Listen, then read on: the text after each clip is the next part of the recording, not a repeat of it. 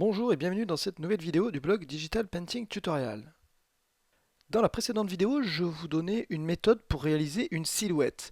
Alors une silhouette, ça vous permet essentiellement de rajouter un élément rapidement à votre décor en arrière-plan par exemple, ou de rajouter un élément de végétation dans un paysage, de rajouter un accessoire à un personnage, ou simplement de rajouter un objet dans votre œuvre. Alors dans cette précédente méthode, j'utilisais directement une brush et je vais vous montrer comment travailler du plus gros élément vers le plus petit en essayant de considérer des volumes plus que des contours. En identifiant tout d'abord mes formes les plus importantes, ensuite j'affinais avec une brush uniquement, en travaillant uniquement avec une brush et avec une gomme, et en venant affiner les contours et les volumes de l'objet que je souhaitais peindre. Donc ici en l'occurrence je reprends l'exemple de la vidéo précédente qui était un renne, tout simplement pour vous montrer une nouvelle technique avec exactement le même sujet pour que vous puissiez véritablement comparer les deux techniques. Alors pour la vidéo d'aujourd'hui, je vais utiliser une technique complètement différente et au lieu de commencer avec une brush, je vais commencer directement avec le lasso tool. Alors j'accède au lasso tool avec le raccourci clavier L et j'utilise le lasso tout simplement et ensuite je viens délimiter les contours liés à ma référence pour dessiner la silhouette. Alors de la même manière que j'avais montré dans la vidéo précédente avec une brush, ce coup-ci je travaille avec le lasso et j'essaye petit à petit de venir réaliser le contour en me fiant à la référence. Et ensuite je relâche le lasso pour obtenir donc une forme avec les petites fourmis qui scintillent autour de la forme. Alors, l'inconvénient majeur de cette technique, si vous commencez de la même manière que j'avais montré dans la vidéo précédente au crayon, c'est que si vous en venez à lâcher le bouton de votre stylet, vous perdez votre sélection. Donc je vais vous montrer une méthode qui est beaucoup plus pratique et de la même manière que je l'avais fait avec les brushes, je vais ce coup-ci réfléchir en termes de volume et de forme qui sont les plus importantes. Donc ici, je viens commencer par tracer le corps du renne, je lâche le stylet et voilà, là j'ai les petites fourmis qui scintillent et ensuite je viens rajouter en haut à gauche à ma sélection existante. Donc là, de la même manière, une fois que j'ai tracé le corps du renne, je viens rajouter les pattes petit à petit et là je viens véritablement tracer et sculpter les formes et dès que je suis satisfait, je lâche le bouton et ça vient se rajouter à ma sélection existante.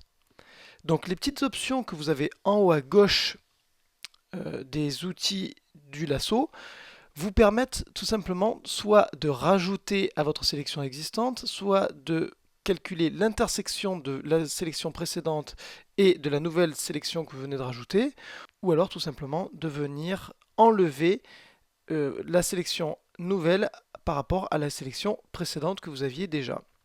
Donc là, c'est ce que je fais petit à petit. Je viens rajouter les sélections et je viens agrandir ma sélection un petit peu de la même manière que j'avais fait avec le crayon pour le croquis. Je viens tout simplement venir sculpter petit à petit ma forme et rajouter les éléments les uns après les autres. Donc là, je travaille avec le haut de la patte par exemple. Ensuite, je vais rajouter le bas de la patte. Je vais rajouter l'articulation du genou et petit à petit, je viens construire la sélection qui va ensuite pouvoir être remplie avec une brush pour créer ma silhouette. Alors cette technique est évidemment très similaire à la précédente, il faut vraiment réfléchir en termes de volume et essayer de décomposer votre référence en différentes formes, différents volumes moins importants. Donc là c'est ce que je fais, j'ai commencé avec le corps et ensuite je viens travailler les pattes les unes après les autres, le cou, la tête, les oreilles et petit à petit je viens rajouter à ma sélection comme si je rajoutais en fait de la matière tout simplement, comme si j'étais un sculpteur et que je rajoutais de la matière, comme si je rajoutais de l'argile par exemple à ma sculpture. Alors personnellement, je trouve cette technique vraiment très très pratique parce qu'on peut être très précis dans le travail du stylet, tout simplement parce que vous avez véritablement beaucoup de précision au niveau du lasso. Vous en avez beaucoup plus en fait qu'avec votre brush et à partir de là, vous arrivez véritablement à délimiter les contours et la forme générale de votre silhouette. Et ça a aussi également le gros avantage que vous pouvez retirer de la matière pas avec la gomme, mais ce coup-ci en soustrayant les pixels de votre sélection. Donc je vous ai montré les petites icônes en haut à gauche. Si vous voulez ajouter des pixels, vous pouvez maintenir la touche Shift enfoncée avec le lasso, ça va venir se rajouter à votre sélection actuelle. Si vous maintenez la touche Alt enfoncée, ça va venir soustraire les pixels de votre sélection. Donc ça demande un tout petit peu de gymnastique et un tout petit peu d'habitude avant de se familiariser avec ces raccourcis clavier. Parfois on a du mal à voir s'il faut rajouter des pixels ou enlever des pixels suivant la forme complexe qu'on peut avoir. Mais vous voyez ici par exemple que je viens rajouter petit à petit des pixels et je viens en enlever en maintenant la touche Alt enfoncée et ça vient en quelque sorte gommer ce que j'ai par rapport à ma sélection. Une fois que vous êtes satisfait de votre sélection, il ne vous reste plus qu'à utiliser une brush pleine par exemple et venir remplir sans déborder de la sélection. Alors je vous conseille fortement de réaliser ça sur une layer temporaire, une nouvelle layer, et là ensuite vous pouvez peindre sans vous soucier des contours puisque vous avez la délimitation de votre sélection qui vous empêche de déborder. Rien ne vous empêche ensuite de réutiliser une brush dure par exemple, et de venir fignoler ce que vous avez. Alors n'oubliez pas de désélectionner avec un CTRL D, sinon vous n'arriverez pas à peindre des pixels supplémentaires.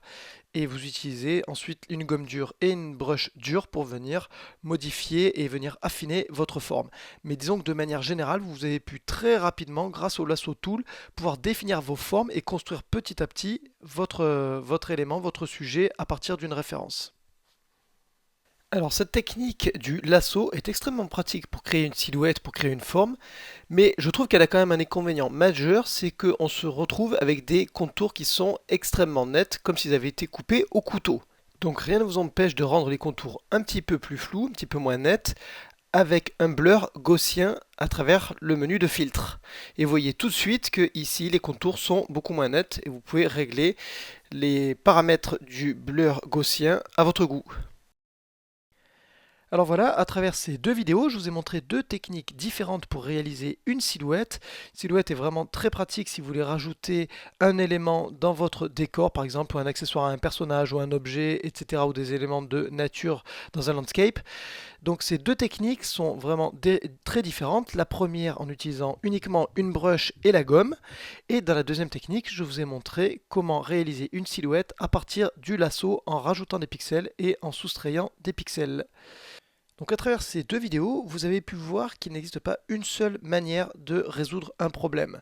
Ça va véritablement dépendre de ceux avec lesquels vous êtes le plus à l'aise et quelle technique est le plus adaptée à ce que vous cherchez à réaliser.